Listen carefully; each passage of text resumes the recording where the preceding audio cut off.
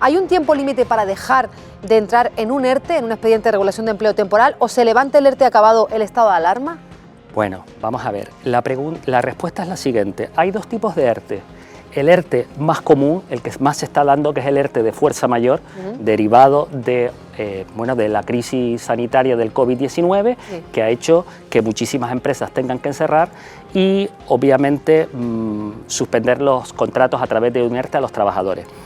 En estos ERTE, los de fuerza mayor, que son prácticamente el 99% de los ERTE que se han aprobado ahora, una vez que finalice, es decir, es claro que una vez que finalice el estado de alarma, es decir, cuando se levante el estado de alarma, automáticamente el ERTE finaliza, porque el ERTE está autorizado en base a la existencia de fuerza mayor por el estado de alarma. Insisto, desde que el estado de alarma finalice, automáticamente el ERTE finaliza y el trabajador tendrá que volver, tendrá que ser de nuevo llamado a su empresa, a su puesto de trabajo, salvo en el caso que no se suele dar, va a ser un caso muy poco probable, que el empresario le llame con carácter previo. Si se puede llamar antes de la finalización del estado de alarma, lo que pasa es que no tendría mucho sentido, porque si el centro de trabajo está cerrado por fuerza mayor, obviamente no va a ser llamado. Pero en principio la respuesta es que finaliza una vez que finalice el estado de alarma. Estado de alarma. Efectivamente. Vamos con una de vídeo, Mario, desde Tenerife. Yo quisiera saber, a mí me mandaron al ERTE, te hablo de Tenerife, mi nombre es Mario, me mandaron al ERTE, tengo 3 niñas, estoy separado, y a la mamá de mis hijas la pararon donde trabajaba y solamente tiene una ayuda. Quisiera saber si por tener 2 o más hijos me corresponde cobrar algo más que el 70%. Muchas gracias. Ay, Mario, separado, con 3 niñas, su mujer también ha perdido el empleo, él está afectado por un ERTE. No, la prestación del ERTE es el 70% de la base reguladora, que es en base a la cotización de los últimos 180 días. O sea, que la situación familiar en estos casos no entra, ¿no? No entra, se tiene en cuenta. La situación familiar no entra, no. Y el 30% que ya ha anunciado el Gobierno de Canarias que va a poner para complementar y que reciban el 100% de la prestación. No, vamos a ver, el Gobierno de Canarias son 2 casos diferentes. El Gobierno de Canarias lo que ha dicho es que se va a complementar la prestación del 30% de los autónomos. De los autónomos que... Efectivamente, es decir, los autónomos tienen la posibilidad, hay una prestación de carácter excepcional del 70% de la base reguladora de la cotización del mes anterior a la fuerza mayor, que la seguridad social es el 70% y el Gobierno de Canarias va a complementar con un 30% adicional. Para los autónomos. Solamente para los autónomos cuya actividad hay cese de actividad, es decir, su centro de trabajo ha cerrado, o bien hayan perdido, aunque tengan la actividad todavía abierta, hayan perdido, creo que es el 75% de sus ingresos en comparación con la media del semestre anterior. Entonces, efectivamente, el Gobierno de Canarias tiene preparado, aunque estamos pendientes del desarrollo normativo, el 30% para complementar el 70%. Esto es solamente para los autónomos, solamente los que están incluidos en el RETA. Bueno, Miguel, queremos incorporar también una experta a la mesa, es la abogada fiscalista Asunción Lainez. Muy buenas tardes, bienvenida. Gracias por estar con nosotros, abrimos consultorio también con usted, porque hay muchas dudas todavía por responder. Gracias, Asunción, por estar con nosotros esta tarde. Por ejemplo, le traslado una, ¿vale? A ver si nos la ayuda a responder entre Miguel y usted. A ver, soy María de Gran Canaria, tengo una pregunta para los expertos que están en la mesa. Si tengo derecho a la prestación extraordinaria del 70% del paro de los autónomos, el Gobierno de Canarias, bueno, lo acabamos de responder, pone el 30% restante automáticamente sin tener que presentar ninguna solicitud, Asunción. Sí, efectivamente, el Gobierno de Canarias pone sobre la marcha, de acuerdo con lo que la normativa que ha sido publicada, en el Boletín Oficial de Canarias, pone sobre la marcha el 30% restante, o sea, complementa el 70% que va a pagar a través de esa prestación extraordinaria el Gobierno de España. Entiendo que eso se autoriza o se da de forma automática. Asunción, entiendo que tú durante todos estos días están llegando muchísimas preguntas a tu gabinete. Ahora mismo, por parte de los autónomos, ¿cuál es la mayor preocupación en Canarias? Bueno, pues ahora mismo la mayor preocupación en Canarias, aparte de, como sabemos, el tema de la salud, es principalmente qué va a pasar con la economía, o sea, qué va a pasar con la economía y de qué manera va a repercutir en el pago de impuestos, y en el pago de, como lo que estás diciendo, de la cuota de autónomos, de la seguridad social. Eso es lo principal, las principales dudas que acechan a ellos, porque además tenemos que tener en cuenta que el IRPF viene ya. O sea, ahí la campaña de la renta no para, esa no da tregua. De eso ya está activa, ¿no? Sí, efectivamente. Desde el día 1 ya se pueden presentar las declaraciones y a partir del día 3 ya la agencia tributaria ha comenzado a realizar las primeras devoluciones. Sí, también es verdad que en eso se han dado prisa, ¿no? Como todos los años últimamente que también las devoluciones llegan con prontitud. Vamos a escuchar otra pregunta en formato vídeo desde Lanzarote. Hola, buenas tardes. Me llamo Javier y soy de Lanzarote. Mi pregunta es, si estoy en el ERTE y me pongo malo, ¿a quién le tengo que entregar parte de baja? ¿A los del paro o a la empresa? Gracias. Una pregunta, a ver, para Miguel. Venga, Miguel, ¿qué le decimos? Bueno, vamos a ver, durante la vigencia del ERTE, el trabajador va a cobrar directamente del SEPE, con lo cual es en el SEPE donde tendrá que llevar su baja. Aunque el contrato esté suspendido y sigue cotizando la empresa, va a estar asimilado. Esta prestación que se va a cobrar ahora en el ERTE es una prestación de carácter especial en el cual no es necesario periodo de carencia y, ¿cómo se llama esto? Y es el 70% de, tal como dije antes, de la cotización de los 180 últimos días. Y obviamente, si una persona está de baja por IT, tendrá que llevar su parte de baja a la seguridad, al SEPE, perdón. Al SEPE. Aquí Pedro también tiene una pregunta. Pedro. Claro. Lo que es evidente es que el estado de la crisis económica que se genera con el estado de alarma va a prolongarse mucho tiempo más allá del propio estado de alarma. Una de las grandes dudas que surgen es si los ERTES, una vez levantado el estado de alarma y confirmado que la crisis económica se puede llevar a empresas por delante, se pueden convertir en ERES. Vamos a ver, a fecha de hoy, esta respuesta puedo responder a fecha de hoy. Las cosas van cambiando y de repente la respuesta que puedo dar hoy, mañana no vale. A fecha de hoy, efectivamente, es claro que la mayoría de los ERTES que ha hecho las empresas son ERTES por fuerza mayor. Esos ERTES finalizarán una vez se levante el estado de alarma, que, bueno, a fecha de hoy creo que está hasta el 11 o... 26. Vale. Bueno, no, falta aprobarlo en el... Falta aprobarlo, Exacto. Efectivamente. Bueno, en todo caso, será próximamente cuando finalicen y efectivamente una vez que el estado de alarma se levante, automáticamente esos ERTE finalizan. Y, tal como me comentas, van a volver todos los trabajadores en bloque, cuando obviamente la actividad económica, es decir, yo tengo antes de... Turismo, por ejemplo. Efectivamente, o una empresa, es decir, el ejemplo que yo pongo es el siguiente. Una empresa, antes de que sucediera la crisis sanitaria del COVID-19, tenía la plantilla para funcionar a 100 kilómetros por hora y obviamente cuando el estado de alarma se levante, la actividad económica no va a ser la misma, va a ser a 10 o a 20 kilómetros por hora. ¿Qué hago con ese excedente de personas? A fecha de hoy, la prohibición de hacer ERES por causas derivadas del COVID está vigente, es decir, no se pueden hacer ERES. Con la diferencia con los ERTES, los ERTES son suspensiones de contratos o reducciones de jornada y los ERTES son extinciones. A fecha de hoy, insisto, está prohibido el hacer ERES, es decir, extinciones de contratos por causas técnicas económicas organizativas derivadas de la crisis sanitaria del COVID-19. Con lo cual, la respuesta es no. Pero no deja de ser más que un tecnicismo, porque una vez se incorporen las personas que están afectadas por un ERTE, la actividad económica es cero, la empresa podría hacer un ERE nuevo. ¿Y la prohibición también Pregunto. se elimina? Vamos a ver, a fecha de hoy la prohibición no está eliminada. Sí, pero vamos a suponer que las personas que están afectadas por un ERTE se incorporan una vez levantado el estado de alarma. ¿Esas empresas o cualquier empresa podría luego hacer un ERE que afecta a las mismas personas? A fecha de hoy, no. Vamos a ver, lo que se está intentando por parte del gobierno es que las empresas opten siempre por los ERTE, es decir, opten por las suspensiones, no por las extinciones.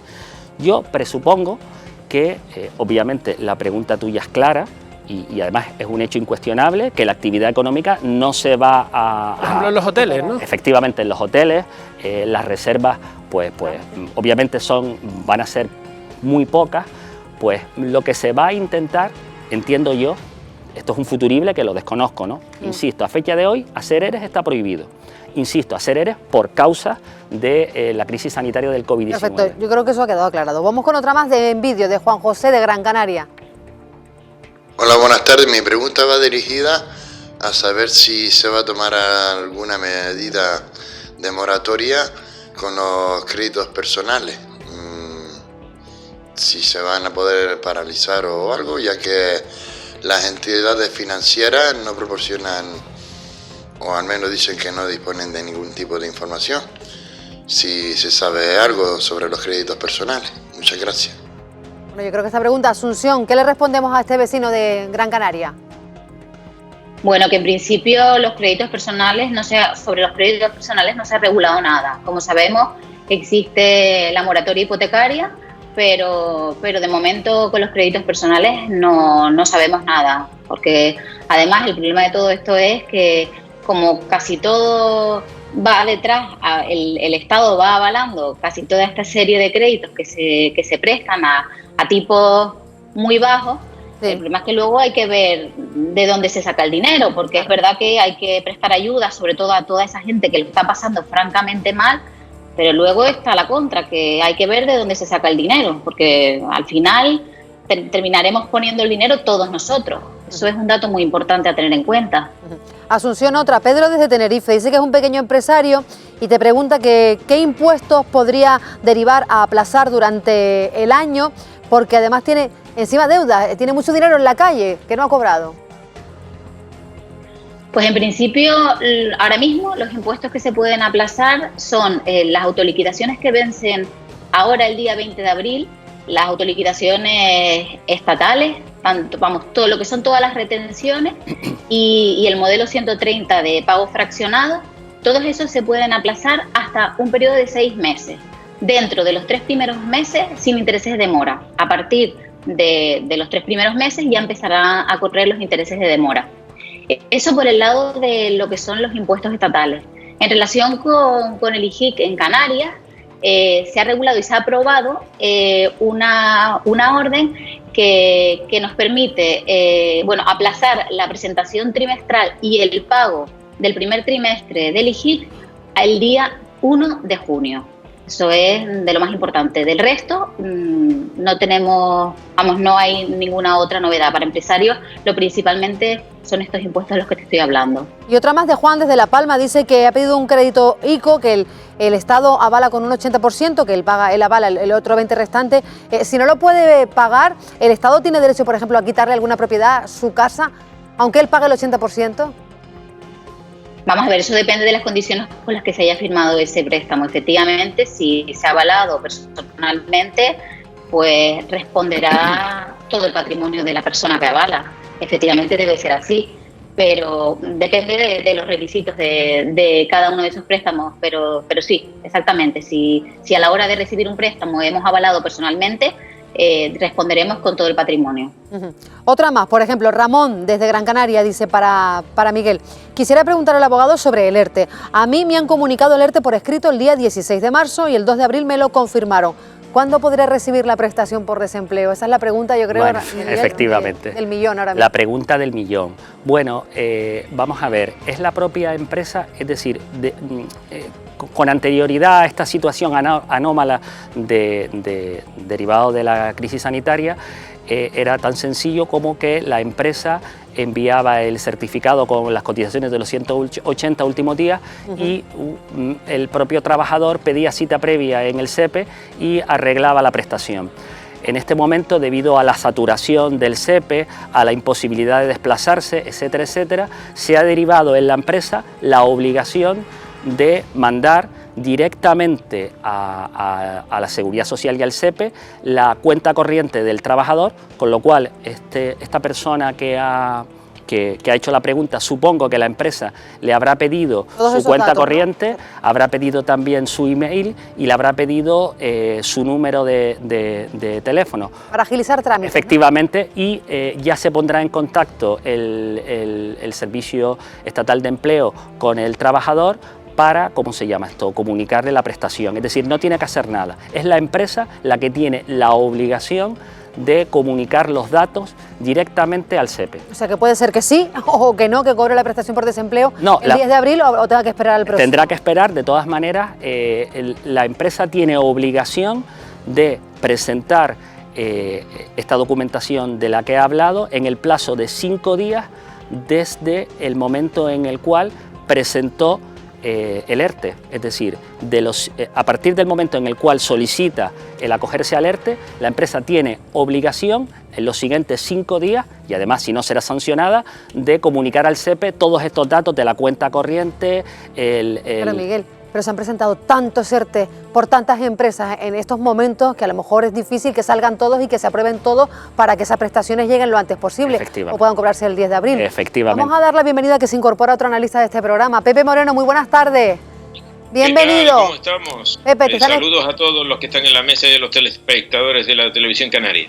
Igualmente. ¿Tienes alguna pregunta o para Asunción Sí, Lainez o para Miguel Redondo? Venga, te escucha. Fundamentalmente porque le he oído en alguna de las respuestas que todos íbamos a volver a nuestro trabajo después del 26 de abril, ¿no? Que es cuando acaba ese periodo que todavía tiene que ser convalidado en el Congreso de los Diputados. Pero hay quien ha recibido un ERTE y le ponen fecha de incorporación el 7 de junio. ¿Esto cómo puede ser? Lo digo porque tengo varios amigos que me han escrito y que han recibido la carta de ERTE en sus empresas y que le comunican que están de ERTE hasta el 7 de junio. Vale. Vamos a ver, puede ser por que el ERTE al cual se ha acogido la empresa que usted me está diciendo no es un ERTE por fuerza mayor, es un ERTE por causas productivas, organizativas o técnicas, en la cual es un ERTE diferente al ERTE de fuerza mayor que se puede pactar entre la empresa y los representantes de los trabajadores y tener una vigencia superior al ERTE por causas productivas, con lo cual puede ser. Desconozco el caso que me está comentando con detalle, pero presupongo que debe ser por eso, porque no es un ERTE por fuerza mayor, sino un ERTE por causas productivas y por lo tanto el periodo de vigencia que se ha pactado. Miguel, y entonces en ese caso, recogiendo un poco el testigo de Pedro Guerra, esos que sí están en un ERTE, que no son por fuerza de causa mayor, que son otras causas, esos sí podrían ir después a un ERE. Podrían ir después a un ERE. En principio, vamos a ver, el problema de los EREs es lo siguiente. Aparte de lo que comenté antes, como bien se ha publicitado, en los ERTEs de fuerza mayor hay una exoneración de las cuotas empresariales. Es decir, durante la vigencia del ERTE, aparte de que la relación está meramente suspendida, pero el trabajador sigue de alta en la empresa hasta ahora pagaba las cuotas empresariales. Sin embargo, en aquellas empresas de menos de 50 trabajadores hay una exoneración del 100% de las cuotas y en aquellas de más de 50 trabajadores del 75%, con el compromiso de permanencia una vez que se levante el estado de alarma de los 6 meses. En la cual no pueden hacer ERES y tienen compromiso de permanencia de plantilla. En cuanto al ERTE que estamos comentando, que presupongo, insisto, desconozco, que se ha regulado por causas productivas. Bueno, en principio pudiera ser que una vez finalizado este ERTE, o bien se renegociara un nuevo ERTE o pudiera finalizar desgraciadamente en un ERE. Porque este es un ERTE por causas productivas, presupongo, lo desconozco. Sí, es causa productiva. Imagínese, por ejemplo, en este momento cómo están los medios de comunicación. Y luego hay otro también... Sí, pero espera, Pepe, un momento, Pepe, enseguida voy contigo, porque es que tengo otra para Asunción y no quiero que se quede aquí tampoco en el tintero, que le pregunta también otro oyente si se puede aplazar el pago del IRPF si te sale a pagar. Asunción. No, vamos a ver, la campaña de la renta, como bien acabo de decir, ya comenzó. O sea, aquí hay todo el mundo, confinamiento para todo el mundo, pero la campaña de la renta sigue su curso. Empezó, como dije antes, desde el 1 de abril. Entonces, el único aplazamiento a día de hoy posible para presentar el IRPF que salga a pagar es el de siempre, o sea, pagar el 60% antes del 30 de junio y presentar el 40% restante el día 5 de noviembre. Desde la Asociación de Asesores Fiscales de la EDA estamos intentando llevar una campaña súper agresiva hacia el gobierno para que por favor retrasen el pago de impuestos, porque ya tanto el IRPF como incluso el impuesto sobre sociedades siguen su curso y va a estar muy complicado y va a ser muy difícil hacerle frente a ello tanto las personas físicas como los empresarios y todas las sociedades. Sí, a todos, porque todos estamos inmersos en esta situación, que se flexibilice aún más, si cabe, un poco el pago, que no se establezca en dos pagos al año, lo que queda de año, sino que de alguna manera pues se pueda pagar de otra manera. Entiendo, ¿no, Asunción? Sí, efectivamente, solamente se pueden realizar 2 pagos, pero ya solamente no es únicamente a la hora de realizar el pago, sino también, sobre todo en el IRPF, el trámite que conlleva, o sea, la mayor parte de las personas es verdad que tienen manejo de temas informáticos, pero también hay muchas personas que no controlan internet o no tienen ordenadores en casa y realmente se hace muy difícil porque a día de hoy solamente es posible su presentación telemática. A partir ya del 15 de mayo, entendemos y presuponemos, de momento existirá ya posibilidad de ir a la agencia tributaria a presentar estas declaraciones de manera presencial. Pero hasta este momento se está complicando mucho. Yo en el despacho lo que suelo hacer es con los clientes, tanto decirles que me manden los datos necesarios para solicitar yo los datos en la agencia tributaria a través de la página de la agencia tributaria y así poder realizarles, tanto prepararles el IRPF y como posteriormente realizarles las presentaciones de manera telemática.